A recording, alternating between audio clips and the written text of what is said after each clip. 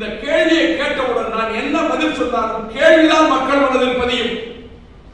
அதிமுகவின் பி டீமாக செயல்படுகின்ற திரு வைகோ அவர் தலைமையில் இயங்குகிற அந்த அமைப்புக்கு 1500 கோடி ரூபாய் பணம் கொடுக்கப்பட்டது என்று இதோட கேன்சல் இல்ல இல்ல ஒருவன் கற்புடையவரா என்ற கேள்வியை எழுப்பினார். இந்த உலகம் அவர் கற்பு இல்லாதவா என்று சொல்லும். அவன் என்ன விளக்கம் சொன்னாலும் சரி அந்த கேள்வியை கலங்கப்படுத்திவிடும். இந்த பெண் கற்புடையவர்தானா என்ற கேள்வி அவளை சந்தேகத்துக்குரியவளாக்கிவிடும். சார், நான் சொல்ல வரதை கேளுங்க. நாங்க அடுத்து என்ன வார்த்தையை சொல்ல போறேன்?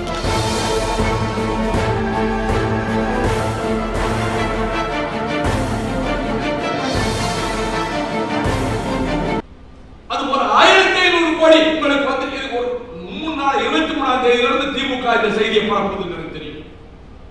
இந்த 23ஆம் தேதி எங்களுடைய உடன்பாடு கையெழுத்தானதில் இருந்து திமுக ஒரு கார்ப்பரேட் கம்பெனி அங்கே சில புல்லுரிமைகளை உள்ளே நுழைந்திருக்கிறார்கள். அவர்கள் 1500 கோடியை நாங்கள் இந்த அணி பெற்றுக் கொண்டது என்ற ஒரு விஷ நஞ்சு ஆதார விஷத்தை பரப்புகிறார்கள் என்று எனக்கு தெரியும். நான் கேட்கக்கூடாதா? 3 நாளா திமுக பரப்புதே. திமுக ஒரு கார்ப்பரேட் கம்பெனியின் கையிலே சிக்கி சீரழிந்துகிட்டு உழைச்ச தொண்டன், பாடுபட்ட தலைவர்கள், ஜெயிலுக்கு போறவங்க, பாடுபட்டவங்க, வாழ்க்கை இழந்தவங்க எல்லாம் நொறுங்கி மனசு நொறுங்கி வேற வழியில ஊமையா அழுதிருக்கிறாங்க. ஆனா அந்த இயக்கத்தை இன்றைக்கு கையகப்படுத்த நினைக்கக்கூடிய ஒரு கார்ப்பரேட் கம்பெனியாக இந்த 1500 கோடி ரூபாய் இந்த மக்களவை கூட்டணிக்கு தேமுதிகவுக்கு ஜெயலலிதா மூலம் கொடுத்து இந்த உருவாக்கினாங்கன்னு அவர்கள் கனவுகள் கலைந்து விட்டன. நமக்கு நாமே நொறுங்கி தூள் தூளாகிவிட்டது.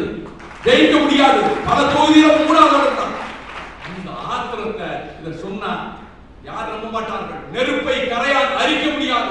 மார்க்சிஸ்ட் கட்சியவோ, இந்திய கம்யூனிஸ்ட் கட்சியோ, விடுதலை சிறுத்தைகளையோ, மக்கள் மறுமலர்ச்சி திராவிட முன்னேற்ற கழகத்தையோ, தேமுதிகவையோ நெருப்பை கரையால் அரிக்க முடியாது.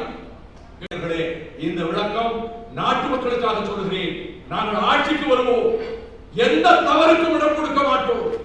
நாங்கள் ஆட்சிக்கு வருவோம், ஊழல் இல்லாத நேர்மையான அரசை நாங்கள் நிலைநாட்டுவோம்.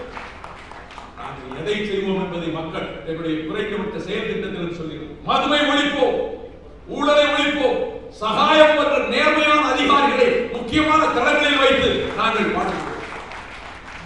தமிழனுக்கும் திராவிடனுக்குமான போர், குறிப்பாக தமிழனுக்கும் தெலுங்கனுக்குமான போர். மான தமிழர் நிலத்தை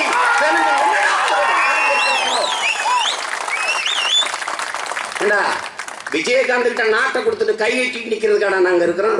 அவ்வளவு கேடு கட்ட கேன பயமக்கிறாடா நாங்க.